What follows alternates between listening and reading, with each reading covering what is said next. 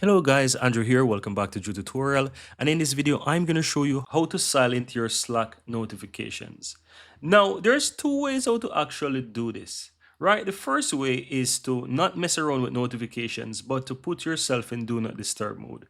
And if you click your account on the lower left hand side, you will find the option to pause notifications, and you can pause that for a couple of minutes and even customize it fully to whenever you want. As you can see, you can choose the time, you can choose for a couple of days or even a month, whatever, right? Once you do that, you can just easily go ahead, click and save, and that's gonna go ahead and pause your notification. So I'm gonna go ahead and say pause it for the next 30 minutes. And guess what? Notifications are paused, do not disturb is on, and as you can see right here, if I want to resume, I can resume it. Now, if you want to, let's say, turn off notifications within Slack fully, then you want to do the following step.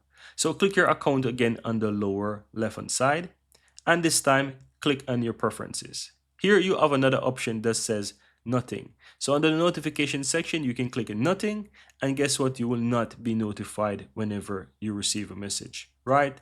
Now, there's also another level that you can actually do to turn off notifications in Slack, and let me show you. So to do that on your Windows PC, just simply right click on the Windows icon here and simply go ahead and click on settings. And here you want to go to systems, then go ahead and open up notifications, and under the list you'll find Slack and you can turn that off. So this is going to allow you to actually silence your notifications, but this is going to take you to another level to turn off notifications. So if you're looking to silence your Slack notifications for a moment or permanently, this is how you actually do it, guys.